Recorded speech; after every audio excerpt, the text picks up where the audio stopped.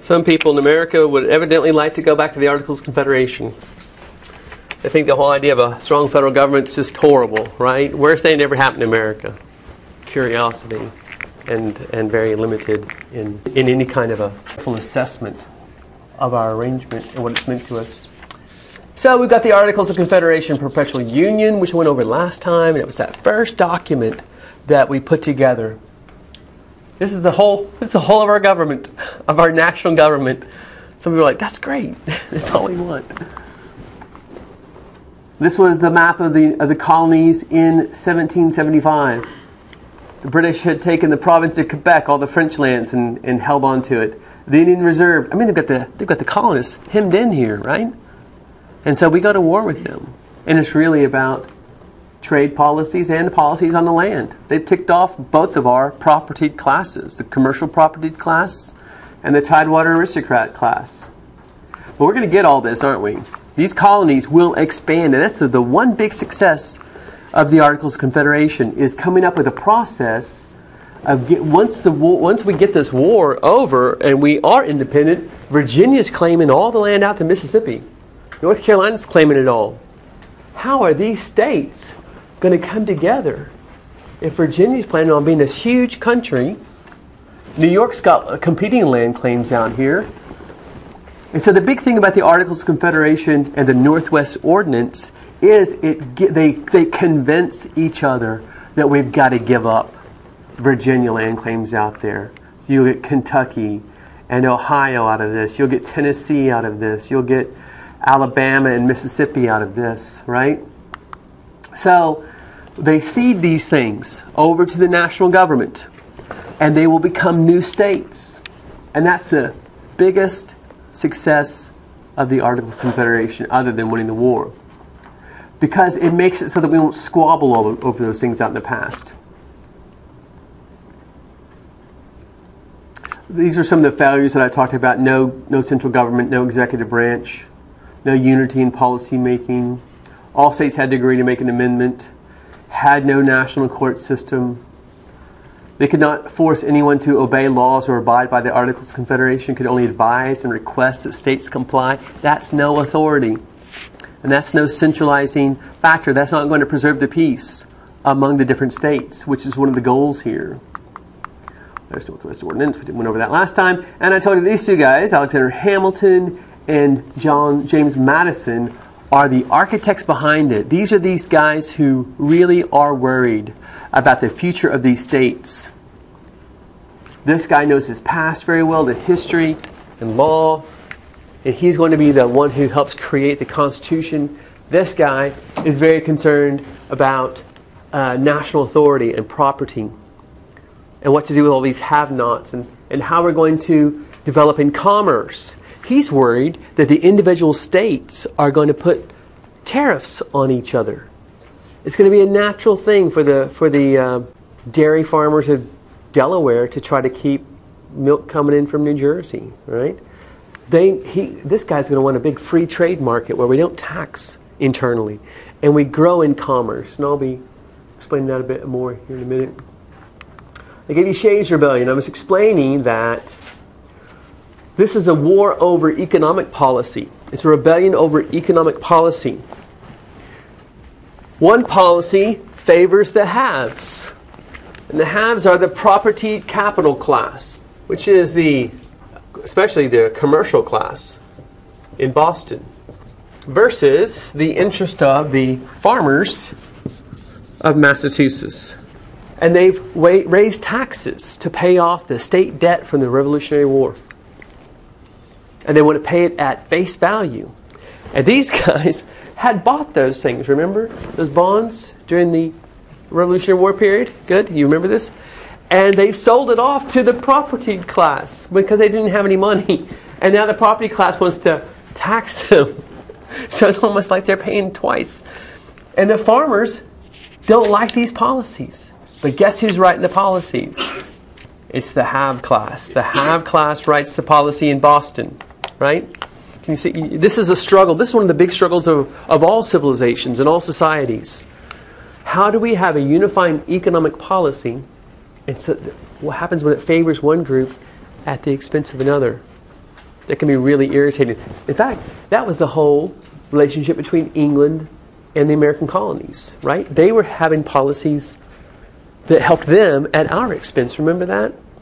So this is very natural for Daniel Shay when he sees farmers out in western Massachusetts having bankruptcy proceedings against them, and courts are seizing their farms and foreclosing on them and selling their property so they can pay their tax, right? Anybody like the idea of the IRS coming by and selling your house off? I mean, it can happen, but we're careful about that today.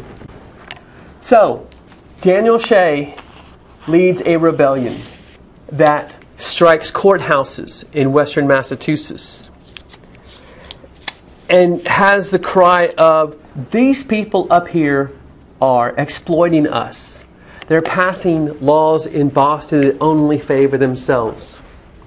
His philosophy is an idea. This is an idea I need you to know. The idea is populism. If you want to write that down, populism. Or he's a populist. And this also is nothing new in the history of humanity. Whenever we have haves and have-nots, we've had this issue. He says the wealthy are passing policies to exploit us. They're using their power to take advantage of us. That's the whole idea of populism, is that the wealthy use their power to the detriment of the average people who don't have the position and the background to be able to affect public policy.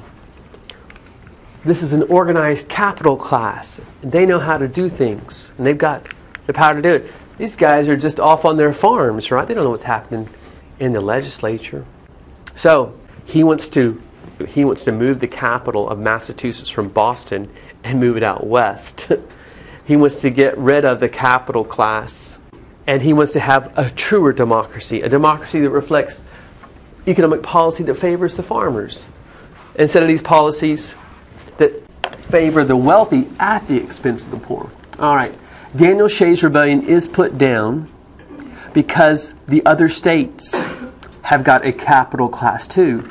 New York has a capital class, and Rhode Island and Connecticut.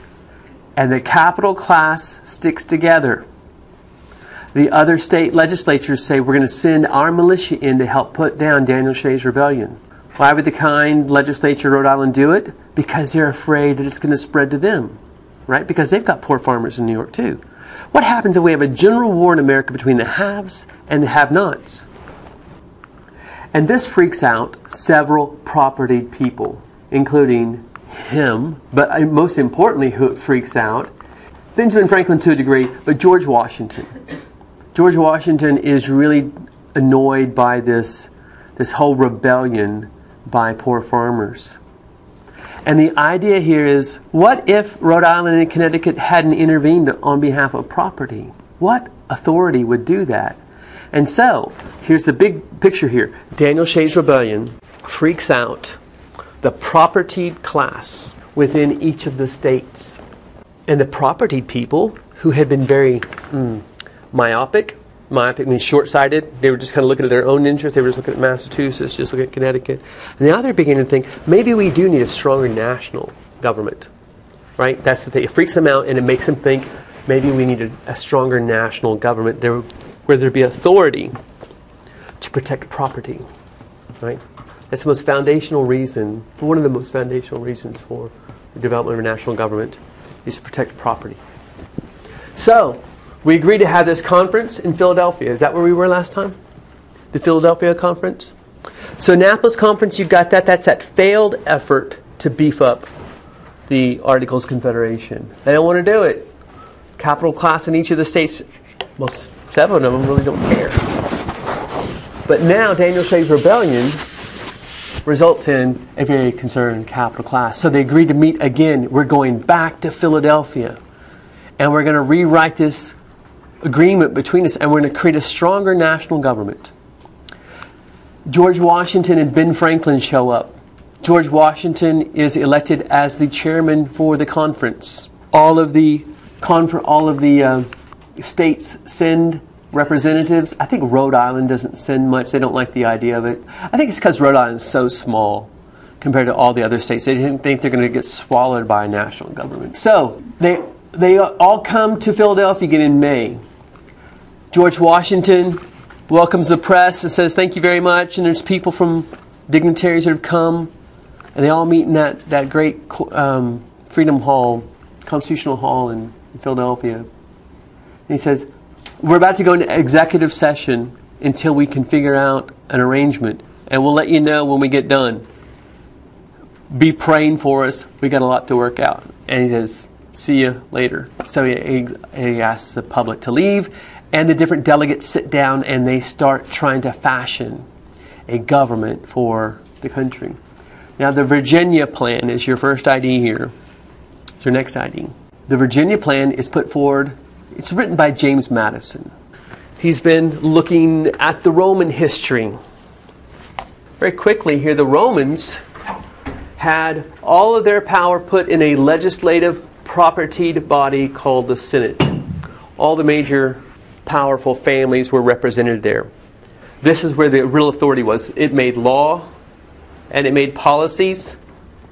Now, this is the legislative function of government. That's the lawmaking government. But what about an executive? What about somebody who carries out the authority of this government? Well, for that, they pulled in somebody they called a consul. In fact, they were so worried about having a dominant person who could take over and become a tyrant. They actually had two consuls that could veto each other, and they only had 1 year. And then they went back into the Senate. And they only trusted power to one person who they really believed would not threaten the republic. By the way, it was called a republic. Republics are hard to figure out but they're great if you can figure them out. But they're hard to get. And then they had a judicial branch. And usually that was senators who would come over and sit in judgment. Madison's interested in this legislative, executive, and judicial. And over in France, during the Enlightenment, they're playing around with this too. They want to get rid of their kings. They want to get rid of these kings who have all the authority. How do we make a democracy, a republic, where law's made? And so, in his Virginia plan, he comes up with this concept. We will have a legislative branch. He's going to call that Congress. And it will have representatives from each state. And they will be chosen by their state legislatures, not directly by the people of their states. And it'll be proportional representation. So let's say that we're going to have 100 members of Congress. I'm giving you an idea here. This is theoretical. We're going to have 100. What they did was they took the population of the different states and divided it by 13. So that, let's say if Virginia had 30% of all the population, then how many representatives would they have out of the 100 that would come? They would have what? They would have 30, right? So Virginia would have 30 reps out of that 100. Rhode Island's got 2% of the population. How many representatives would they have? Okay, Rhode Island would have 2. And in between would be New York and North Carolina. So that in Congress, this is how it would be. Big states would dominate, wouldn't they? And then he calls for a presidency. A president with a 4-year term up for re-election and an individual judicial branch. This is the first idea here. Now, some people like it because it will have this separation. He talks about the importance of separation of powers. We want a separate legislature, a separate executive, and a separate judicial branch. And that is the way that we guarantee liberty, by separating them and not letting them go together. Now, the big problem here is 2 big problems, and this is going to be your great compromise. Who's unhappy with this arrangement? The small states. Small states are not happy with this arrangement because they'll get dominated by the big states in this it's called unicameral one body. They're going to want to split that. The other thing is that when we figure out this proportional representation and we do a census within the states, right, in order to figure out how many people are in New Hampshire and how many people are in South Carolina, Madison proposes that they get to count all their slaves as part of their citizenship. Rhode Island says, well, that's ridiculous. Those people don't get to vote. It's like, what if we got to count all of our horses, right? Or the rest of because that's the way you guys treat them. in those states. So that bothers some of the southern states. They want more authority in this national government. So here's the great compromise.